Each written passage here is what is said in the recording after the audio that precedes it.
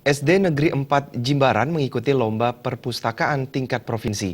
Lomba perpustakaan ini dilaksanakan sebagai upaya meningkatkan minat baca siswa. Bapak Ketua K3S atau yang wakil beliau. Kepala Sekolah SD Negeri 4 Jimbaran Wayan Losni menyatakan lomba perpustakaan ini menjadi upaya meningkatkan minat baca siswa.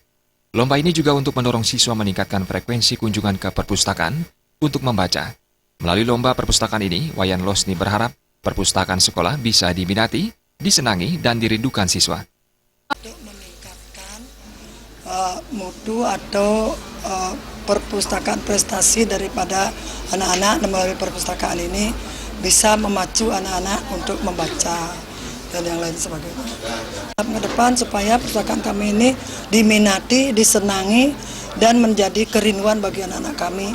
Karena dengan membaca itu dia akan bisa membuka dunia, menjelajahi, bisa mengerti yang ada di dunia ini.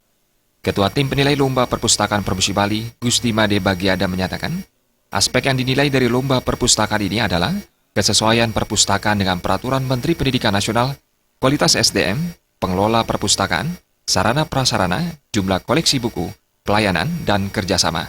Kegiatan lomba perpustakaan ini diharapkan mampu menciptakan perpustakaan yang representatif.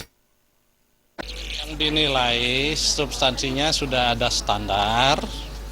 Yang pertama, bagaimana perpustakaan di berbagai jenjang sekolah ini sudah sesuai dengan Peraturan Menteri Pendidikan Nasional 24/2007 yang menyangkut SDM, pengelola perpustakaan, sarana prasarana, jumlah koleksi, termasuk layanannya, termasuk kerjasamanya dengan perpustakaan sekolah yang ada di lingkungan gugusnya. Lomba juga dihadiri oleh Kepala UPT Disdikpora Kuta Selatan Iwayan Nomor Widiarta. Nomor Widiarta menyatakan pelaksanaan lomba perpustakaan dapat dijadikan bahan evaluasi sekolah terhadap perpustakaan. Keberadaan perpustakaan yang representatif diharapkan mendorong siswa gemar membaca. Lomba sebagai evaluasi, motivasi di setiap sekolah. Dengan adanya perpustakaan, ya, lomba perpustakaan ini tentu akan menumbuh kembangkan minat baca anak.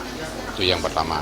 Yang kedua, dengan menumbuh kembangkan minat baca anak, tentu akan meningkatkan sumber daya manusia. Hal ini terbukti kita Kuta Selatan sudah 2 kali membawa Indonesia ke tingkat internasional.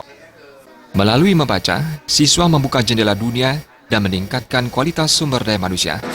Anak perempuan itu bernama Bawang. Keluarga itu.